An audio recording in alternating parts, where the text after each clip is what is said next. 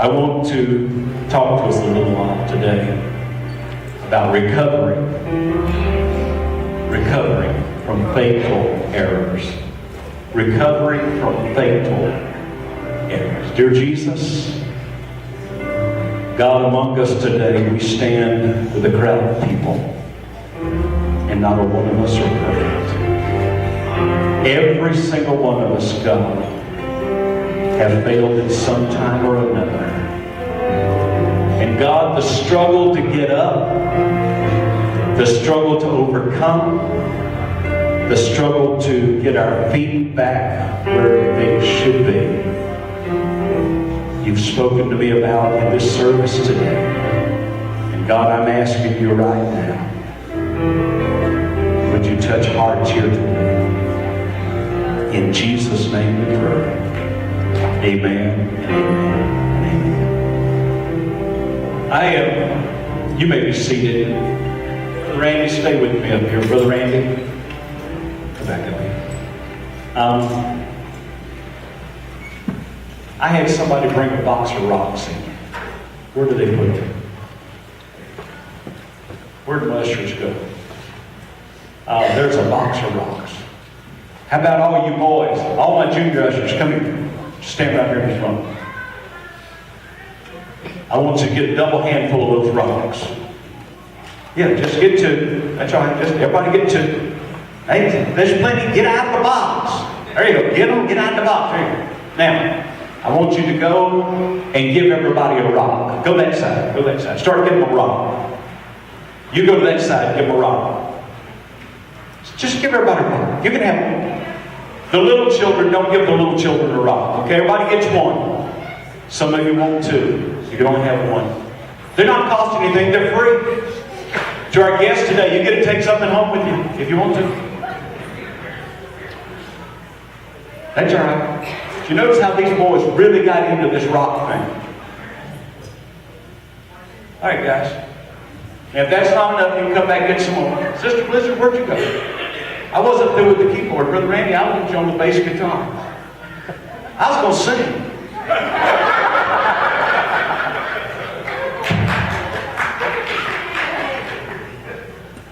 Sing without music, and they know it. They're just scared for me to try. Now, I came to have church. I don't know about y'all. Yeah. What do you want to say?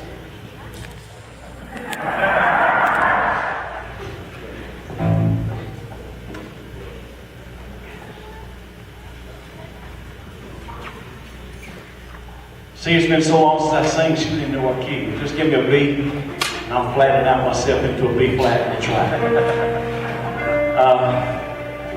I want everybody to have time to get a rock, and I figured I'd sing while you were getting your rock. I've got a brand new sign. I've got a brand new sign with bright red letters. It's hanging from the door of my heart. Well, the Lord moved me, and I've never felt better. My life has changed, I think, a new start. Well, I let the devil know he isn't wanted anymore when he comes a calling on me. How mad he's gonna be when he begins to read, full up, no vacancy. Oh, the devil said the world was a rainbow, and I would find my fortune around the bend. All I ever found was heartache and trouble, until today I let the Lord come in. I got a brand new sign.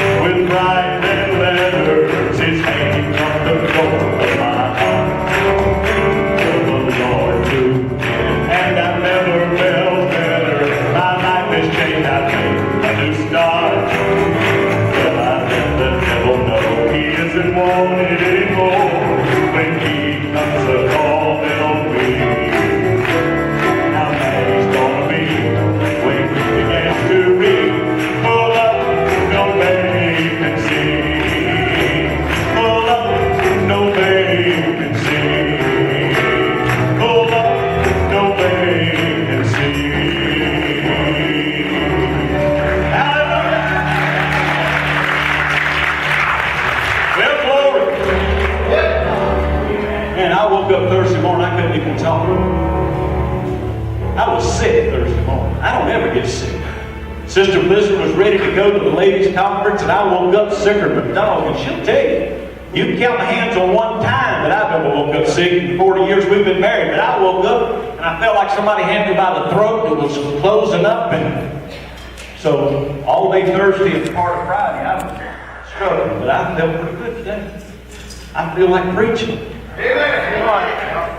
You know, I read to you a scripture that none of us really like, but it talks about the wages of sin being death. But the gift of God is eternal life through Jesus Christ. The handwriting was shaky.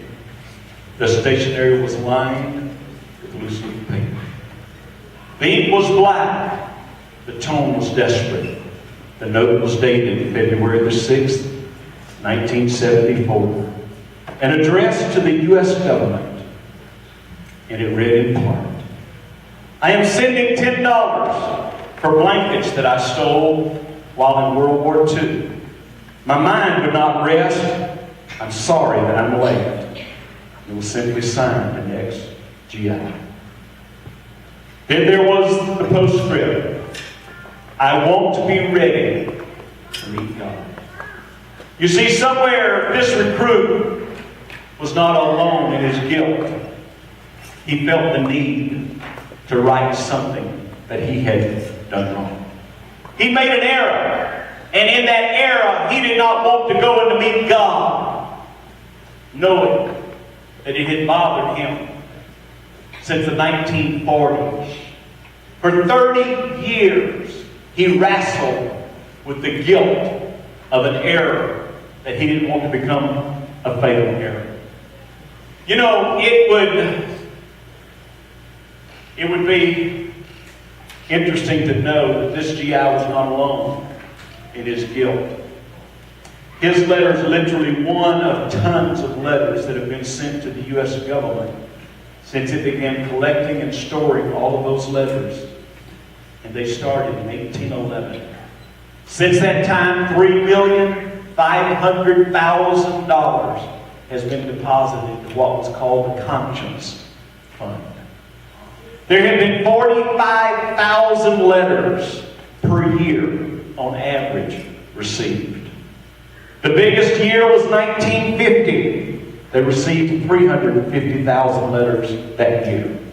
One man wrote from Brazil and he sent $50 to cover the cost of 2 cavalry boots, 2 pair of trousers, one case of sea rations, and 30 pounds of frozen meat that he stole over a 3-year period of time. In some instances, the amounts are small, but the remorse is big. One Colorado woman sent 2 8-cent stamps to make up for having used 1 stamp twice. A former IRS agent employee mailed in $1 to cover the cost of 4 ballpoint pens that she never returned when she left her employment. One man from Salem, Ohio submitted $1 with the following note. When I was a boy, I put a few pennies on the railroad track and let the train flatten them out. I also used a dime or a quarter in a silver coating experiment in high school. I understood that there's a law against defacing currency money. I hadn't seen the law, but I want to be a law-abiding citizen. 30 years of anxiety over a mistake. A regret that just kind of gnawed and ate. It kept on gnawing and eating. If the struggle to have a clean conscience wasn't so common, the letters would be funny. But the struggle is very common. You see, it happens to you and I. It happens in our lives. We make a mistake. We get hurt. Something happens in life, and life comes as a pebble. Just a stone. It's just a mistake. We all make them. It's no big deal. But we shove it in our pocket, and we go on with life. A little while later, something else happens, and we make another mistake, and here comes another problem. We don't want anybody to see our problem, so we hide our problem. We stick it in our pocket. We think if I can just keep it in my pocket, nobody will ever know. Nobody will ever see. Nobody knows the mistakes, the rejection. I didn't get chosen for the ball team. I was better than somebody else, but politics was played and I didn't get the job that I should have gotten. We got another hurt. We got another problem. Somebody talked bad about me, and they shouldn't have talked bad about me, but it's okay. I can handle it. It doesn't really bother me, but yet it does bother me. Because you see, after a while, our pockets get full. Our hands got full, now our pockets get full. But we go on with life, one rejection after another rejection, one hurt after another hurt, one bad date after another bad date, until finally we decide it's a lot easier to have a sack.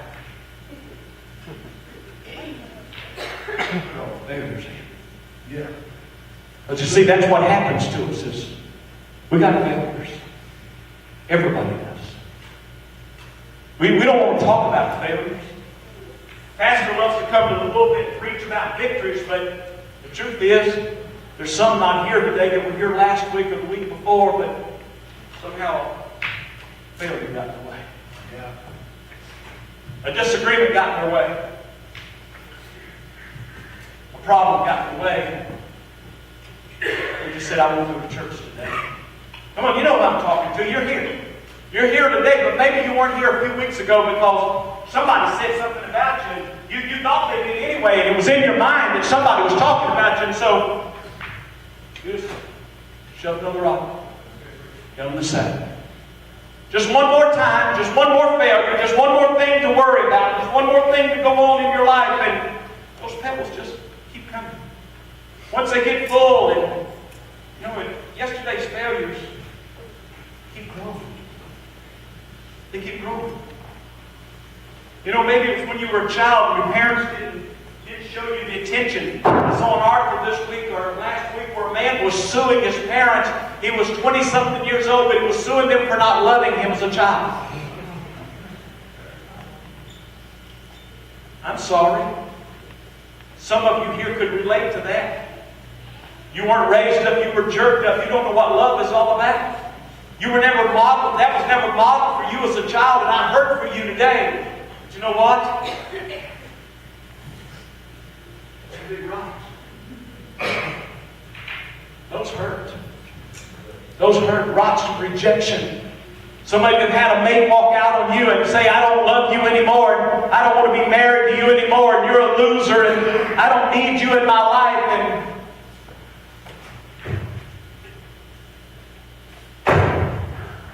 you have another rock. You carry it around.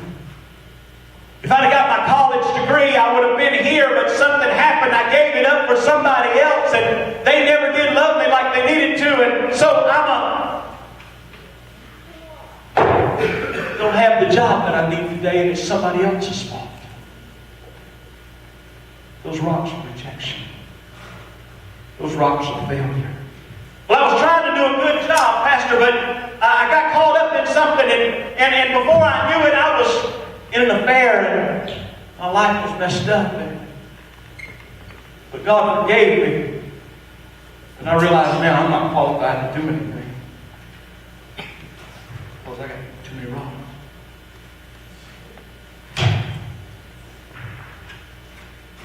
You see, what happens is all these things happen to us in life. Yes. It starts off as little pebbles. Starts off as little things. Starts off as little hurts. And we drag them around. We never deal with them. We never get rid of them. We just keep dragging them. The worst part is we keep adding to it. It's interesting to me. I got a sign in my office that says, a second marriage may be good, but it's never going to be as good as the first marriage might have been. But you see, marriage takes a lot of work. It's interesting to realize that 72% of second marriages end in divorce. If you don't think that First marriages are bad enough. And third marriages are above 85% in divorce. Why? We got a cycle of rejection here. And we drag it into the next one. And the next one. And the next one. After a while we can't carry it, so we just drag it. We carry it with us as much as we can, but the rope begins to burn into our shoulder and wear it down to just drag it everywhere we go. We're hurt. We got hurts that are deep. We got pains that are there. And what we don't understand is that we need some help. And so we go find the therapist, and I deal with that every day. And people drag that bag of rocks in sometime, and they dump it all out on the floor. And they said, "Here, I got some problems, and we need to talk about my problems." And here they are, and they're bad. And oh, let me tell you about this one. You get a real kick out of this one now. You don't know what it was like when I was 9 years old, and this happened to me. And you know what? That time was a bad one. And this was a bad day. This was the day that the one that I loved the most with all of my heart walked out on me. And that crushed me till there's no tomorrow. And this one, you just let me tell you this story. Behind every rock, there's a story. Behind every rock, there's a pain. And for 50 minutes or 55 minutes or an hour, we examine them. We look at them. We talk about them. And some walk out different. But the majority, when it's time to go,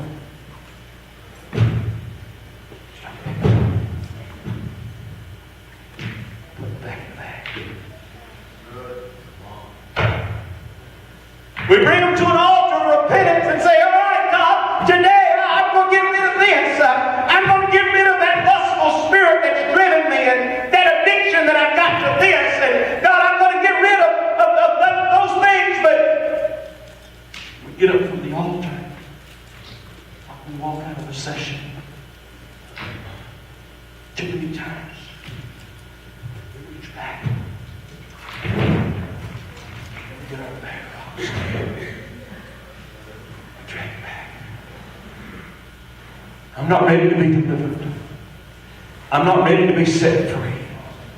I'm not ready to deal with it yet. I'm not ready to get rid of it yet. God, I'm so bad you can't love me enough to take care of those things. And God, I make so many mistakes. I'm not like everybody else. I've got bigger problems than they've got, God.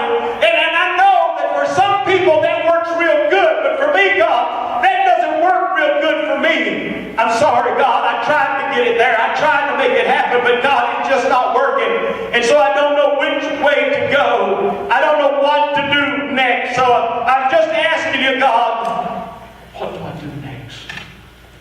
What do I do next? Where do I go with my problems? God, I'm tired of traveling around. I need something new in my life. You see, what's done is done. I said, what's done is done. How many times we would have finished what we would have started? How many times we have turned the other cheek instead of slapping his? How many times would we have been honest instead of lying? How many times did I resist temptation one more time rather than giving? How many times would I have chosen a different crowd? You say, yeah, that's part of my problem. I don't know what to do. You see, that is part of what Paul was saying, what he meant. He said, for the wages of sin is death. He didn't say the wages of sin was a bad day. That's right. He didn't say the wages of sin was just having a tough week. He said the wages of sin is death. And what he was talking about there, it was a soldier's pay. And you see, in Roman days, if you were a soldier and you were going to get paid, I don't care what you did, they owed you pay for every single day you worked. If you died, they paid your family because you earned it. I don't care if you were a traitor, turned your back on the country, you still received the soldier's pay for the wages wages of sin is death. You're in sin today and you're participating in things that you know are wrong and you know they shouldn't be the way that they are. And you keep saying, one of these days I'm going to change, and one of these days I'm going to stop, and one of these days I'm going to quit. One of these days I'm going to make it different. I'm here to tell you, you better make this your day today.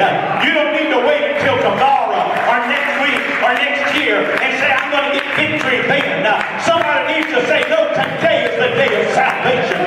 Today is the day I'm going to do something about my situation. I'm tired of dragging that bag of rocks around. I'm tired of having all these things weight me down.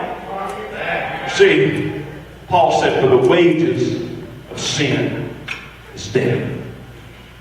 He didn't say the wages of sin is depression, even though that comes before death. You say, well, if sin is fatal, what can be done about it? Well, I tell you, there's not much that you can do about it. But there's a whole lot that He can do about it. There's something that He can do about it. People go to feel-good rallies. They go to churches where 50,000 people gather in there. There's a preacher up there telling them, your best day is tomorrow. Your best day is tomorrow. You just got to look at the good things, and you got to smile real big, and you got to be all these other things. And they feel good when they walk out of there, but their life hasn't changed one iota. They haven't prayed a prayer. They haven't repented of their sins. They haven't been baptized in Jesus' name for the remission of their sins. They just went and had somebody pat them on the back and make them feel good about it. That's not going to change your life, honey. That's not going to change your life. What's going to change your life is repentance and baptism in Jesus' name and the infilling of the Holy Ghost in your life. That will change you forever. Or they go to some churches, they tell them, if you do good works, you do good works, just do enough good works, and you got to do enough good works, the legalist says, to work off all the bad karma. You do enough good things to work off all the bad karma. But I've come to tell you today, that's not the answer. That's not the answer. Romans chapter 6, and read verse 1 for me, please. What shall we say then? What shall we say then? Shall we continue in sin? Are we going to continue in sin? That grace may abound. Oh man, I've been, grace is going to keep having to abound to me because I can do this wrong today and go right back out and don't feel guilty tomorrow. Honey, the reason you don't feel guilty is because you haven't changed your life. And don't consider yourself saved at that point. Read on. Know ye not? God forbid. God forbid. How shall we? How shall we? They're dead to sin. We're dead to sin. How do you get dead to sin, Pastor? I'll tell you how you get dead to sin. You get dead to sin by repenting of your sin. Telling God you're sorry. Repentance is not just saying you're sorry. Oh yeah, you can give somebody a black eye and look at it and say, I'm sorry, honey. I didn't mean to do that. That doesn't change the black eye. But I tell you what changes it. When you repent of your sin and then you do an about face and say, God, I'm not doing that anymore. I'm going the opposite direction. I'm going to find a different group to run with. I'm not going where I used to go. They used to sing that song that said, don't look for me to go where I used to go before. I don't go there anymore. I found a better way. Don't look for me to say those things I used to say before. I don't say them anymore. I found a better way. I found a better way. Brighter paths for my feet. In my heart there's a joy so sweet. I found a better way. I don't know the rest of it is good. I'm going to have to get Sister Rice up here to help me sing it. So me and her's the only ones, and my wife's the only ones know these old songs, I think. Man. And I'm dating both of them, telling them how old they are by how old I am, because I know songs they don't even remember. Man, it goes a long ways back. Have you found a better way? Found a better way? Been living. What do you want to go back to the beggarly elements of this world, walking away from what you know how to do right here, right now? You see, whenever you turn your back and you start slipping back and going into things that you once laid down and picking those back up, you're picking death up into your life. You're dragging the bag of rocks all over again and saying, no, I'm going to go back and get this, and all it's going to do is slow you down. Read on. Know ye not that so many of us As we're baptized in Jesus Christ, we're baptized into his death. Therefore, we are buried with him by baptism. We are buried with him by baptism. If you've never been baptized in Jesus' name, you need to be. Read.